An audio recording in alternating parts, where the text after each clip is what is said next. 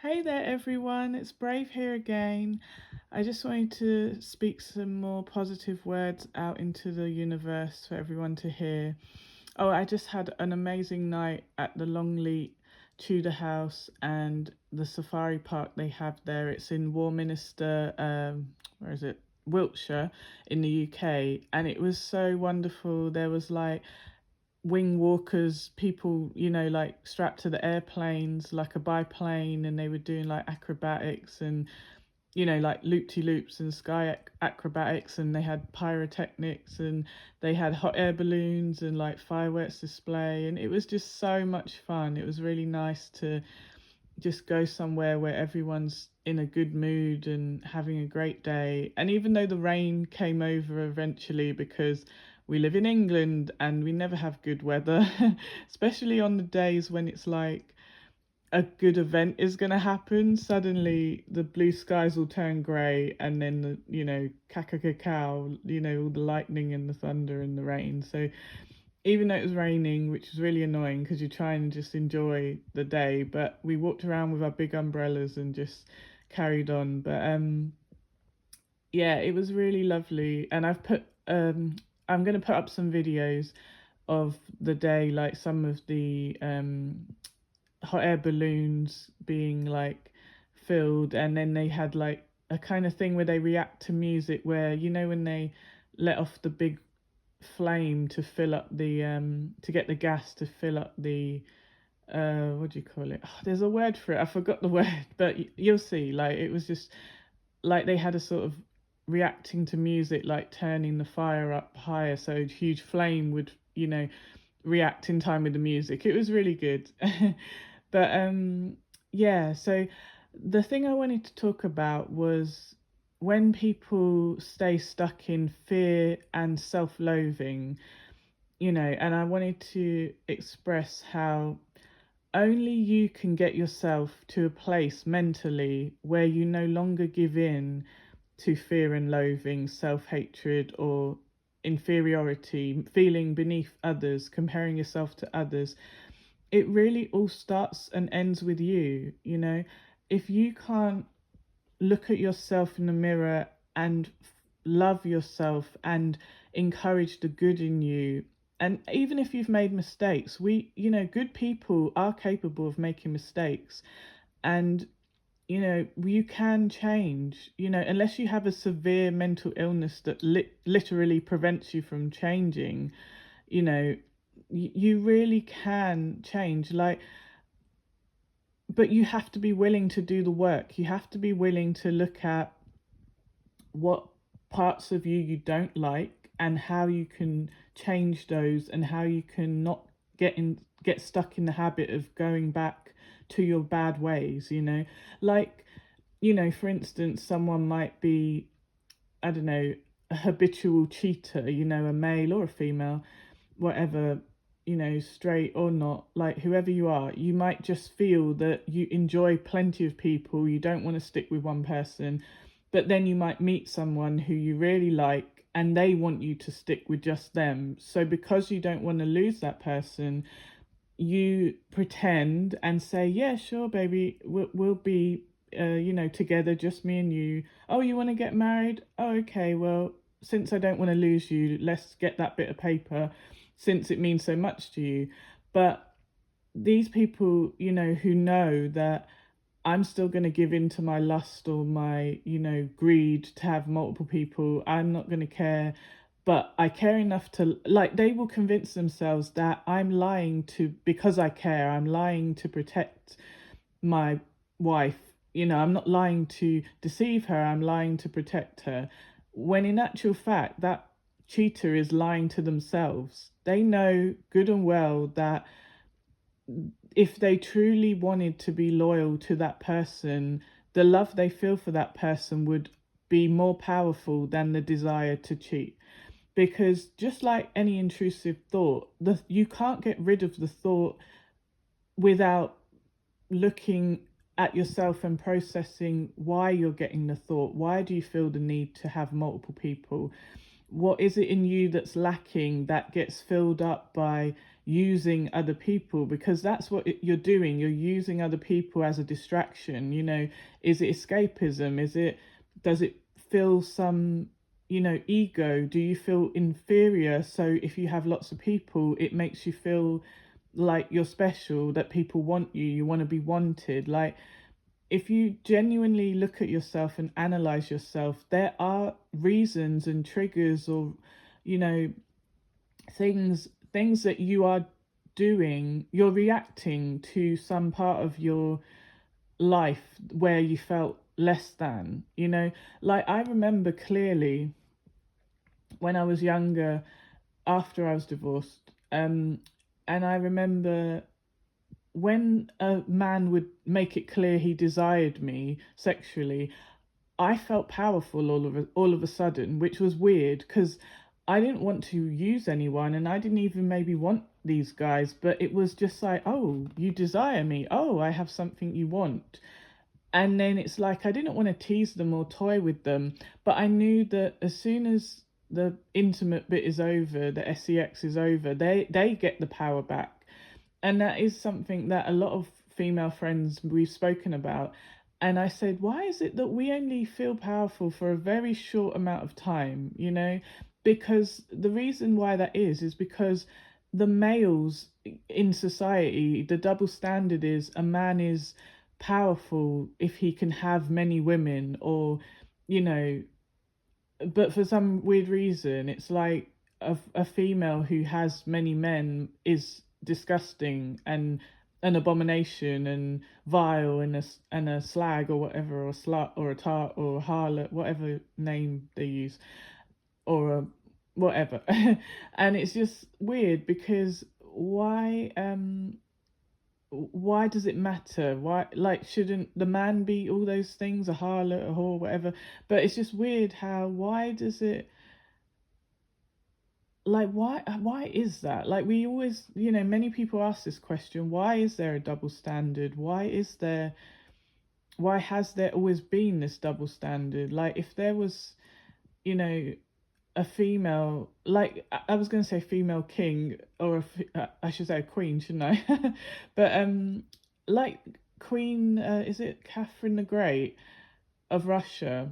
She had multiple lovers, and it was known, and they needed her power, so even though she came in as someone who was powerless when she was married to the husband, it was all arranged and whatever. But when she staged a coup with one of her lovers to remove him from the throne, because he was a weak man, he didn't even fight back well enough. So she managed to, because she had, her lover was like head of the army. So obviously, whoever has the army and the troops, even if their loyalty is just bought with money, even if they're not actually loyal to you, it's just the money they want, then obviously she probably promised them power and protection. But it's weird how she's still seen in history as some kind of weird freaky person who, I think they accused her of being so sex crazy that she went with horses. Like, I don't believe that, but that was like a way to discredit women in history, and even now, is to assassinate their character and say they have no morals, they're loose, and they go with anyone and anything, even though a male could do that and it wouldn't be seen as disgusting. But very strange, yeah. So, like I was saying, like, why I felt that slight bit of power when someone desired me, and then the loss of power when the intimate act was over, was probably because when I grew up, like, see, all the women around me seemed to have no control with the men. The men that were in their life used them, abused them, left them as single mothers with loads of kids, and they were always weak with their emotions. The man could just, tell them sweet nothings, and, lie to them and give them fake love, like fake declarations of love, and they would just believe it because they were sad, broken women, and they just wanted to be loved. So a man could literally just lie and say, yeah, I love you, and they're throwing themselves at the man. And then for some weird reason, the man is looking down on them, even though he's getting what he wants, he's still judging them. And it's so unfair, isn't it? Because, yeah, if a woman ran from him and said, "No, I don't want you," he would probably chase the woman who doesn't want him more than the woman who does want him. And it's crazy. I'm not laughing at anyone. I'm just laughing at the fact of how crazy it is. Like, it's like that cat and mouse, you know. It's like a cat will catch a mouse, let it go so it can catch it again, you know. And then it's even been proven where, like, I know friends who they've let a man wait for a long time before they have anything intimate with him. They dated him for a long time, and the man's thinking, like, when am I gonna get close to her? I can get, you know, I can have all these other women. Why won't she be close to me? But then when she finally does get close to him, he will leave sometimes, not all the time, but it's like, and obviously that's not fair. And you know, but like I said, it goes back to that feeling of lack. You felt like you lacked control, lacked power when it came to the opposite sex or whatever. So you were hoping that you were enjoying for once feeling like you had some control, some power, you know. But I don't know, it's just weird, isn't it? But let me get back to my notes. I've gone on another tangent again. Different subjects all coming in at once. Okay, so yeah, so like I said, you don't want to stay in low vibrational acts and decisions, you know. So if you have bad habits, you know, your bad, you know, vices, you might have alcohol, drug abuse, gambling problems, overeating, overspending, you know, neglecting family, kids, whatever. Um, you know, all these things, who else is going to change it if not you? You know, like people kind of will sometimes say, well, I can't. No, you can.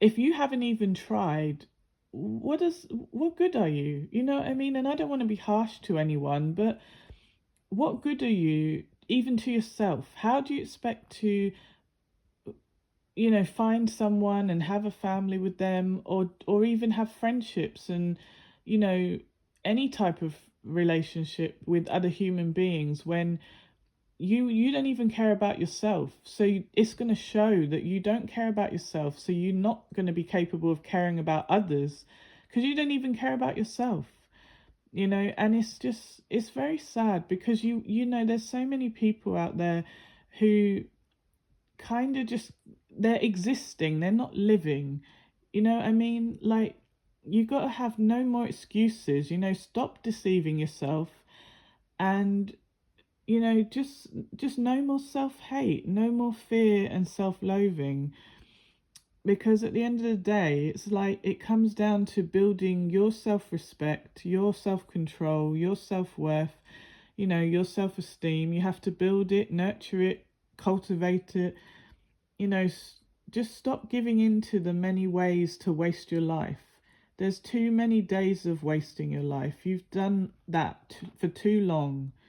Enough is enough. If you insist on living, why do you keep insisting on doing things that will shorten your life and make you die quicker? You're not living, you're just existing. It's just your heart hasn't stopped, but you're certainly not living if you're sitting around poisoning yourself every day. What's the point of waking up and poisoning yourself every day? If you insist on waking up every day, then you should fight like hell to change your life for the better and make it worth waking up every day. And I know that sounds harsh, and I don't mean anyone any harm by saying these things. I say these words out of kindness and love. And you could call it tough love, but I don't even want it to be tough. I want it to be honest. I want you to really take an honest look at yourself, the same way I take an honest look at myself, at my flaws, at my issues. You know, even though my issues have never been alcohol or drug abuse, I've never smoked a cigarette in my life. I used to drink alcohol, and some of the worst mistakes I ever made were when I was drunk on alcohol. And even though I wasn't an alcoholic, but there were nights where I let myself drink too much on purpose and people took advantage of me. People sexually assaulted you or something, and then you couldn't say much because no one had sympathy for you because you were drunk.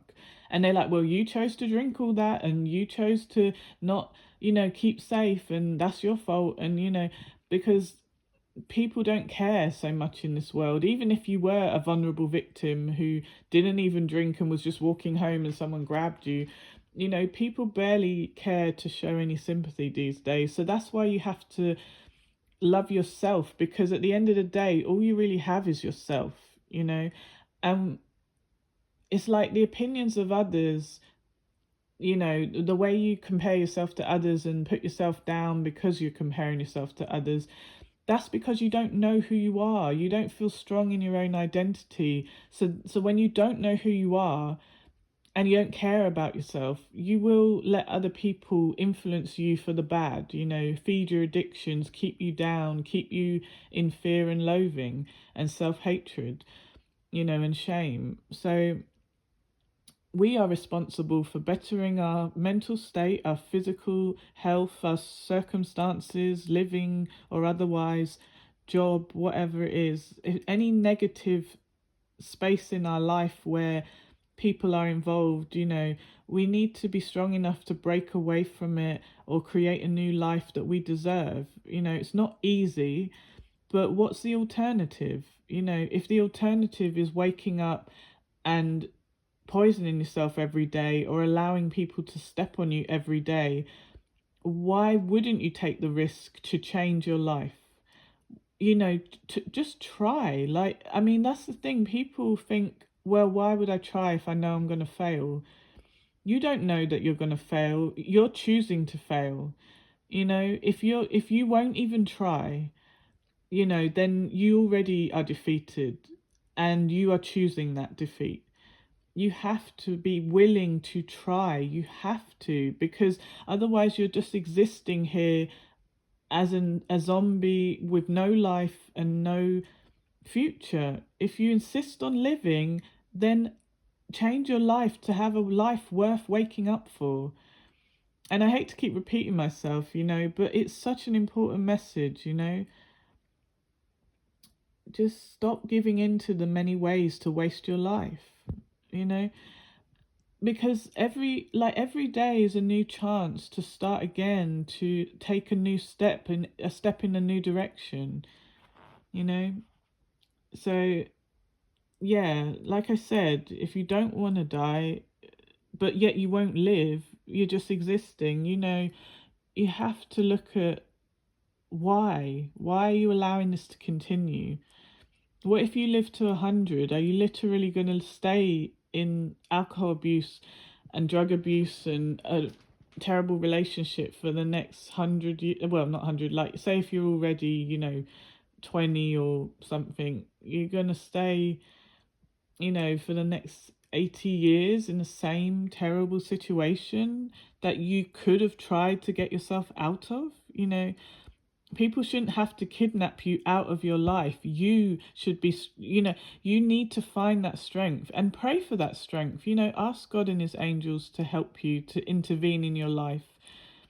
These things are important. You don't have to be religious to pray. You can ask God, please, come into my life, intervene, block those bad thoughts of going to take another drink, to take another drug, to sleep with people who mean me harm, who don't care about me, who want to use me and feed my addictions and pass me diseases. Like, block me from these people, help me bring the people into my life that I need to get me out of this cesspool of negativity, and yeah, like I said, we have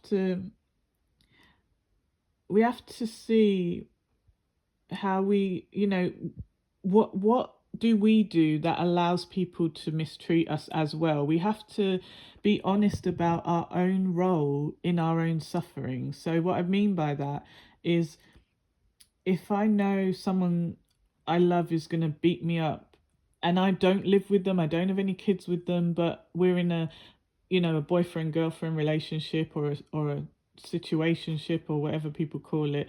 You're not seriously together, but you've got some, you feel addicted to this person. Maybe you feel attached to them, a trauma bond, a sexual bond, whatever it is.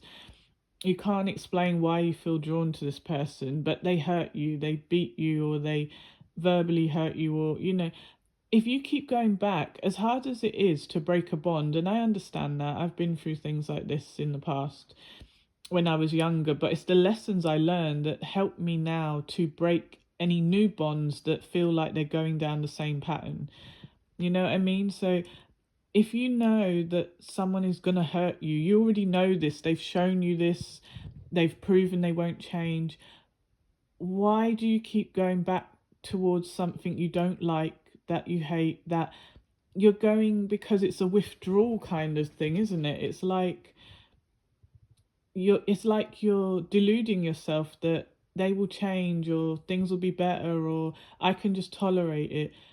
It's not the point. Even if you hit them back, that's not the point. The point is not how many punches you can take and not fall down. The point is you shouldn't have to be touched in the first place, and you shouldn't have to be defending yourself physically because someone doesn't know how to keep their dirty hands to themselves.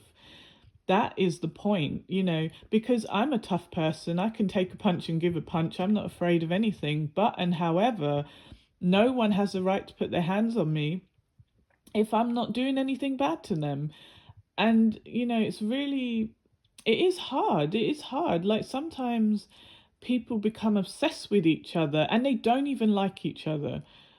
Some people, I knew people who, they were so obsessed with someone who they didn't even like. Like, they had sex a couple of times and then suddenly they're obsessed. And we're like, just get away from this person. Why can't you get away from this person? And they couldn't explain to you why they couldn't get away from this person. It was so strange. But it happens to the best of us.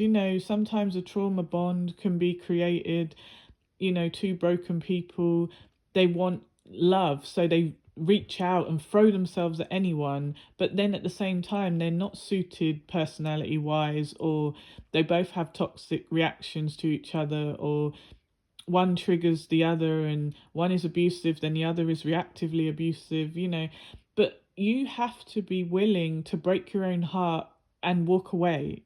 And then when you do get far enough away, you'll be able to think clearly, and you'll say, why did I even want to be in that situation? I clearly didn't want to be in that entanglement, but I let myself be in that entanglement. And that is where you start.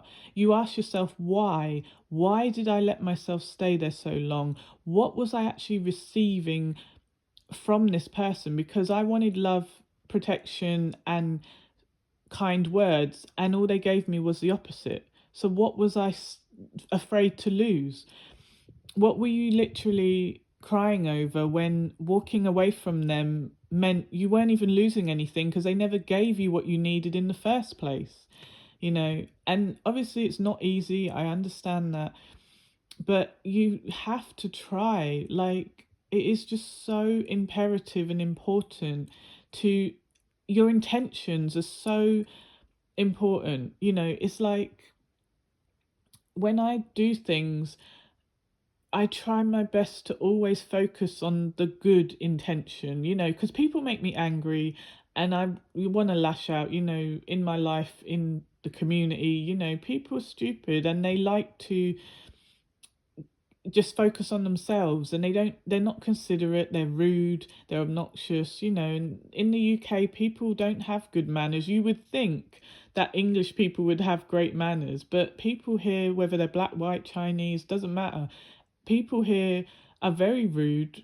Even when they're born here, they've got no manners. Everyone is about themselves, every man, woman, child for themselves. They're very nasty, they're very troublemaking and petty, and it's very, very alarming to me to see so many people in a negative mindset. Their first thought is to be nasty or rude or, aggressive. It's very, very creepy. And obviously we can't control everyone else around us. And that's why we have to focus really so hard on ourselves, because people are going to try us and piss us off and provoke us on purpose. They will do this again and again and again in different spaces. It could be a bus driver, it could be a taxi driver, it could be a coach driver, it could be someone in the McDonald's, you know.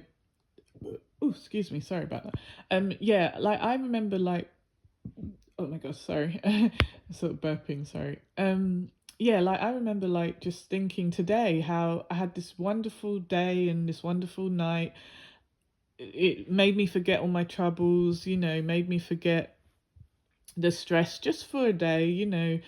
Go and have a nice day out, and you watch everyone else having a nice time, and you're like, oh, look at everyone having fun, this is great. And then afterwards we're like, let's get a takeaway, yeah, let's get some Chinese food. So I get my favorite dish. Someone's long dirty head hair is in the middle of the noodles. Like, I'm not even joking, like a 3 inch hair of whoever cooked the food has fallen in, and they've mixed it in. So this hair is now one of the noodles. I have no idea it's in there. I can't see it. I'm eating and I look down and I see a black noodle. Like, what is that? Oh, wait, that's someone's hair in the middle of my damn food. Now, because I have anger issues, that felt like it ruined my whole day, which is ridiculous because I had a great day. And most of the time I don't feel happy. I feel angry. I hate the world. I hate all the stress and the pain I've been through because I've had a terrible life with terrible family and abusive, violent, crazy people. I've been hard. I've been, you know, beaten and hurt and humiliated, and I've had to fight back my whole life because anytime anyone did these terrible things to me, I had to get revenge. I had to get them back. And I got sick of like having to always fight, always get revenge, always teach people a lesson, always give them a taste of their own medicine. I didn't want to live this way, but I felt like, well, I'm not going to let you. My spirit can't rest while you're out here hurting everyone and you haven't been taught a lesson. You know, you might not learn from the lesson, but you're damn sure going to be afraid to hurt me again, you know. And it's just sad because of the way, you know, the world has made me feel, you know, and given me complex PTSD and, you know, stress triggers, you know. So I've had a great day. I come home with the takeaway food thinking, I'm going to relax, put my feet up before I go to bed, just eat the food, reminisce about the lovely fireworks and the cool wing walkers on the airplane, on the biplane, and just remember, just relax and enjoy that warm fuzzy feeling. And now I'm chewing some stranger's hair, and I nearly threw that food across the kitchen. I was so angry, and I was said to my friend, I said, call them now, tell them we're going to report them to the environmental health and the, you know, food cleanliness people. And then he was like, oh, just don't buy from them again, just forget it. And I was like, no, I'm gonna shut them down, you know, because I was furious. But then when I calmed down, like, because they'd already shut, so we couldn't get through to them, and I was like, oh, tomorrow, revenge. Like, my brain was like, right, let's work out a revenge plan. And then when I calmed down a bit, and then I said, well, don't put them out of business. Just ring them and say, excuse me, can you get your staff to wear hairnets, please? Because twice, I mean, uh, like, I don't want to look down in my food and see hair. I don't want to be chewing anyone's hair. And if it happens again, I will go to the food health place because this is unhygienic. And yes, accidents can happen, but if your staff were wearing correct hygiene, you know, non-stick aprons that were clean and had their hair slicked down and tucked into a hairnet, it wouldn't happen, would it? So then I calmed down and thought, okay, I'm going to ring him tomorrow and explain this in a nice, calm way, but I will not buy from them again. So I won't know if they continue to be slack and, not doing their job properly. But then you see how, like, my first thought was revenge, like, really super, like, furious, nearly threw the food across my own kitchen, which would have made a mess. And then I would have had to clean up the stupid mess. But it's just like, even though I had really severe, I had much more severe anger issues, I think, before. And then I think now I have tried much, much harder to calm down. So, like I was saying in another video about intrusive thoughts, you can't actually stop them coming in. Okay, so when I used to have bad thoughts, angry thoughts, or, it was like, how do I stop them? How do I stop them? That was the question I would ask and pray and say, how do I stop these thoughts? How do I stop being so angry? How do I stop mood swings? How? It's hormones, it's circumstances. I'm being provoked. How do I control myself in when I can't control others?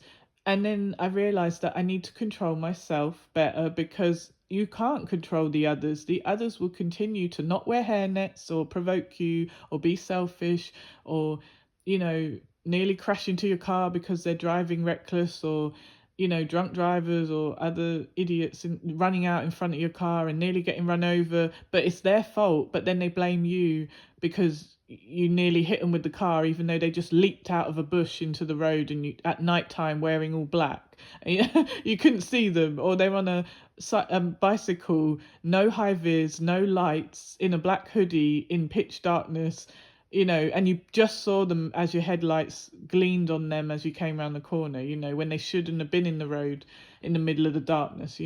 But so yeah, like I said, with the intrusive thoughts, with the anger, it's gonna flare up. Like, I couldn't control that I wanted to throw the food across the kitchen when I saw the hair in my food, because I thought, oh, I could have eaten that. It was just lucky I happened to look down and see something and think, there's no black ingredients in my food usually. What is this? And then but then, like, obviously I couldn't control the initial reaction, anger, but then I've worked harder to process going through it and calming myself down quicker than I would have done in the past.